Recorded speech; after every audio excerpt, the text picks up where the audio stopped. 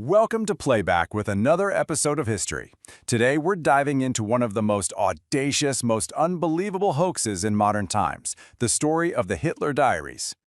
So picture this, it's April 1983. A story is about to break that promises to completely change our understanding of the 20th century. Seriously, the entire world's media was about to be absolutely gripped by a headline that was impossible to ignore. And there it is, a bombshell, dropped by a major West German magazine called Stern. They claimed they hadn't just found a diary. Oh no. They said they had 62 private volumes, all written by Adolf Hitler himself. This was it, a direct, unfiltered peek right into the mind of the Führer. Now, the backstory they gave was something straight out of a spy movie. The diaries were supposedly found in the wreckage of a plane that crashed in East Germany way back in April 1945. And for decades, they were just hidden, tucked away in a hayloft, this incredible secret waiting to be discovered. For any historian, for any journalist, this was the absolute ultimate prize. I mean, for years, the holy grail of that era was finding something, anything, that could give us a real, personal look into Hitler's head. And then, bam, here it was. The whole world was leaning in. But what if this incredible piece of history wasn't history at all? What if it was just fiction? Yeah. See, behind this whole world-shaking discovery, there wasn't some secret historical source. There was just a man named Konrad Kujau, a talented illustrator and a small-time criminal. He wasn't just good at copying handwriting. This guy could forge the entire feeling of history. Kujau's process was, you have to admit, pretty clever. He built this whole deception one careful layer at a time. First, he'd go by old-school notebooks, just to get that perfect aged paper feel. Then he'd soak the pages in tea to give them that yellowed, ancient look. After that, he would painstakingly copy Hitler's very distinct script. And for the final flourish, he'd attach these fake official SS seals to really sell it. But here's where his real genius kicked in: the content. He filled these diaries with the most boring, mundane stuff you can imagine. Just complaints about Hitler's health, his digestion, dull notes about administration. It was so mind-numbingly banal that experts thought there's no way a forger would make something this boring. It felt real because it was so dull. And that feeling of authenticity? It was enough to fool pretty much everybody. This incredibly detailed lie was now ready for its close-up. And believe me, the world was desperate to believe it. Stern magazine wanted this story to be true so badly, they paid a jaw-dropping 9 million Deutschmarks for the collection. Think about it. With that much money sunk into it, there was a huge financial reason to just ignore any little red flags and keep pushing the story. And to make their case even stronger, Stern brought in the experts. The very famous British historian Trevor-Roper was flown in to take a look. And, under all that pressure, he initially said they were genuine.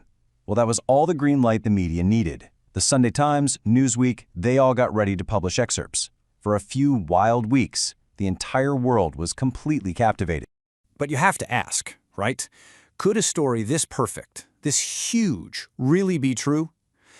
The historians were arguing back and forth, but in the end, it wasn't a historian who would blow the lid off this thing. Nope, it was science. The whole amazing story started to fall apart just 2 weeks after that big announcement. See, while everyone was busy debating the content, a bunch of scientists at the West German Federal Archives got their hands on the actual books. And they weren't reading the words, they were looking at the books themselves, the paper, the glue, the thread. The very first clue that something was wrong came from the paper. Under a UV light, the pages glowed. Why?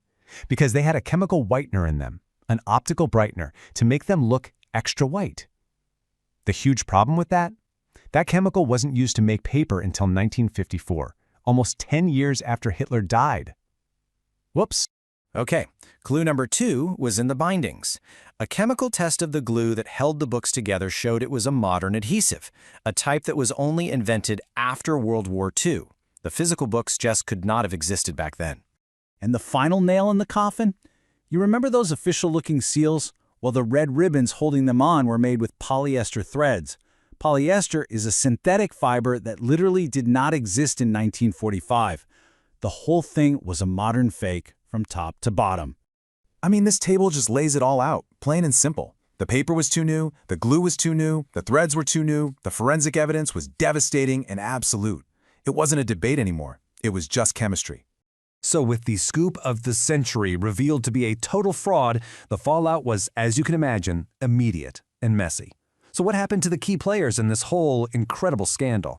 Well, the reporter, Gerd Heidemann, the guy whose obsession led him to Kujau in the first place, he was convicted of stealing a huge chunk of the money and got sent to prison.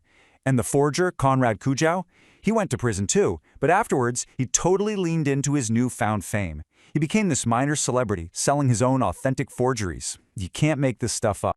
The impact on the world of journalism was massive. Stern magazine's reputation was just destroyed for years.